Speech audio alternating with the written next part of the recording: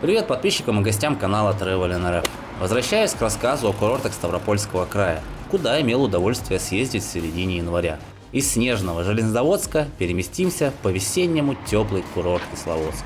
Сегодня прогуляемся по его улочкам, ну а самое главное посетим ни с чем не повторимый курортный парк города. Это для начала. После вы узнаете, чем еще можно здесь заняться. Подписывайтесь на мой канал, включите колокольчик, чтобы не пропустить следующие видео. Давайте уже окунемся в незабываемую атмосферу парка. Парк расположен на склонах Джинальского хребта. Его самой высокой точкой является гора Малое Седло, высотой 1325 метров. Его площадь составляет 966 гектаров. Попасть на вершину можно двумя способами. По канатной дороге. Нижняя ее станция расположена на проспекте Ленина, 23, у Храма Воздуха. Либо пешком. При этом подъем можно начать через достопримечательность под названием Зеркальный пруд, расположенный у реки Ольховка. Там начинается Теренкур номер 1. Я вам его еще покажу в данном ролике. Ну или зайти через каскадную лестницу, расположенную по проспекту Дзержинского, 2. Это центральная часть города. Я же решил прокатиться по канатной дороге, представляющей из себя закрытый вагончик на несколько человек. Стоимость в одну сторону составляет 300 рублей. Детский билет до 10 лет обойдется вам в 200 рублей. До 5 лет детей впускают бесплатно. Длина подъема составляет 1743 метра. Время подъема занимает 8 минут. Да, дорога просто скоростная, скажете вы. Добравшись на верхнюю станцию, вы окажетесь на высоте 1287 метров, а это выше почти на 200 метров, чем на горе Айпетри, что в Ялте. Оказавшись на верхней станции, у вас есть три варианта. Первый — просто спуститься назад по канатной дороге, заплатив снова за вход, что, конечно, совершенно неинтересно, потому что на самой верхней станции делать-то особо нечего. Здесь есть дорогое кафе и, пожалуй, все. Но вы, возможно, захотите пройтись чуть выше на обзорную площадку горы Малое Седло. Здесь высота составляет 1325 метров. Это высшая точка курортного парка. Да, дорога сюда немного утомительная, но согласитесь, виды стоят того. Отсюда прекрасно видно знаменитую гору Эльбрус.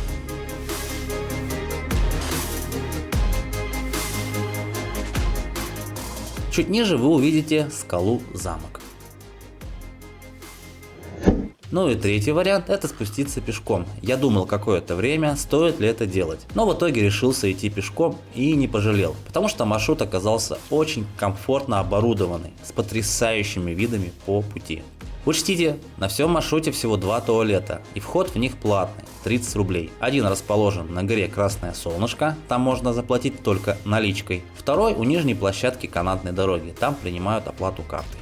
Спустившись немного от верхней станции, я попал на смотровую площадку под названием 7 ветров, расположенную на высоте 1130 метров над уровнем моря, на возвышенном, открытом всем ветрам пространстве. Это и определило ее название. Беседка представляет собой классическую ротонду, купол, поддерживаемый колоннами. От нее можно полюбоваться красотой ландшафтов национального парка и окрестностями Кисловодска. Спускаемся дальше к другой достопримечательности, к горе Красное Солнышко. По дороге скажу пару слов о Кисловодске. Кисловодск – это город-курорт в Ставропольском крае, являющийся бальнеологическим и климатическим курортом. Город входит в состав эколого-курортного региона Кавказские минеральные воды. 17 января 2006 года Кисловодск стал курортом федерального значения. Он является вторым в России после Сочи по количеству здравниц и крупнейшим на Кавказских минеральных водах. Все это я узнал до знакомства с Кисловодском и был приятно, честно сказать, удивлен. Да, наша родина действительно богатейшее место. Чего только людям не хватает, вот ведь вопрос. Живи да радуйся. Абсолютно, абсолютно. А между тем я спустился на гору Красное Солнышко. Здесь установлен памятник Лермонтову, задумчиво глядящему вдаль. Вся его фигура устремлена в сторону горы Эльбрус, то, что он и воспевал в своем творчестве.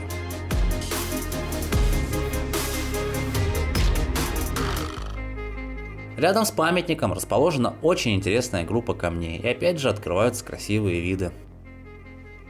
Спускаемся дальше. Как я уже сказал, комфорт тропы на высоком уровне. Во многих местах стоят скамейки и беседки. Везде установлены указатели с номерами маршрутов. В целом в парке 6 маршрутов разного уровня сложности. Общая длина Теренкуров составляет 24 километра. Я во время спуска не выбирал какой-то конкретный маршрут. Они тут между собой постоянно пересекаются. А просто шел вниз к нижней станции канатной дороги, а уже от нее принимал решение, куда пойти и что посмотреть дальше. Оказавшись у нижней станции, я в первую очередь решил прогуляться по долине роз. Конечно, это разумнее делать в теплое время года, ведь весь смысл как раз заключается в наличии тех самых роз, очень теплолюбивых растений. Но несмотря на их отсутствие, долина все равно меня очень впечатлила. Летом это розовое море состоит из более чем 30 сортов роз. Их цвет, размер и другие характеристики тщательно подбираются для получения строгой композиции. Также в данном районе парка я обратил внимание на достопримечательность под названием Красные камни. Они представляют собой останцы красно-бурого песчаника. В 1924 году на одном из останцев бакинскими студентами был вырублен барельеф Ленина. На другом установили скульптуру орла, символа Кавказских минеральных вод.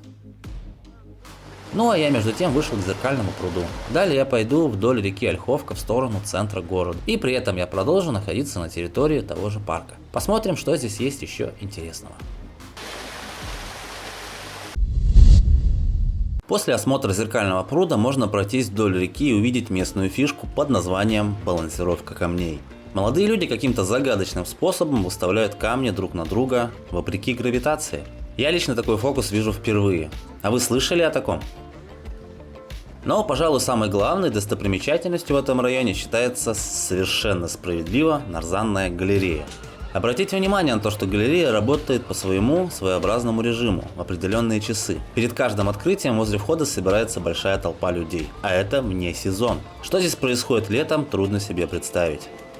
С галереи берет начало первый курортный променад, который является одним из старейших памятников архитектуры в Кисловодске и объектом культурного наследия федерального значения. Возведена галерея в период с 1848 года по 1958 год по проекту архитектора Самуила Птона в символической форме ключа. Современный посетитель может попробовать здесь 3 вида нарзана – общий, диламитный и сульфатный. Водичку здесь можно набрать совершенно бесплатно, как и в Железноводске. Ссылку на видео об этом курорте оставлю в описании и в верхнем правом углу экрана.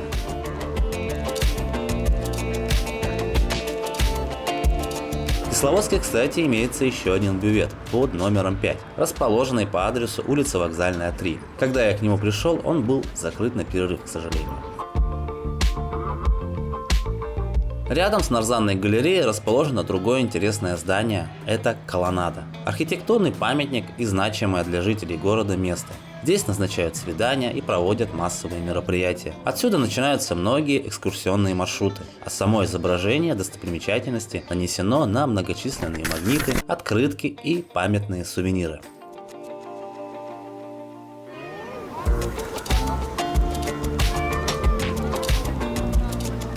Помимо этого, здесь же продают картины. Это место мне напомнило ярмарку картин на Невском проспекте Петербурга.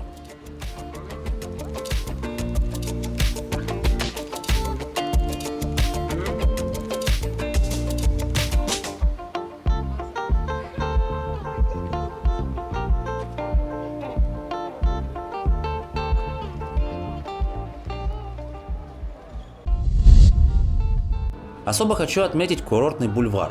Это, пожалуй, главная пешеходная зона в самом центре города, протяженностью 500 метров. Также бульвар является самой первой улицей Кисловодска. Ее основали сразу же после возникновения города в 1803 году. А в 1841 году улица становится бульваром. Название бульвара менялось неоднократно, как он только не назывался. Здесь сосредоточено много достопримечательностей, памятники архитектуры, скверы, светомузыкальный фонтан и многое другое. Много кафе и магазинов, с площади открываются прекрасные виды на Бургустанский хребет. В теплое время года добавляют цветочные клумбы и ухоженные газоны. До недавних пор на бульваре было очень много тополей. Постепенно их заменили, чтобы не засорять площадь пухом и не вызывать аллергии у жителей и гостей курорта. Уважаемые зрители, спасибо, что досмотрели видео до конца. Если вы не подписаны на канал, то подписывайтесь, поставьте лайк и включите колокольчик, чтобы не пропустить следующие видео о Ставропольском крае и о Черноморском побережье. Также можете глянуть видео об Железноводске или водопадах Руфагба, которые находятся в Адыгее. Всем удачи, пока!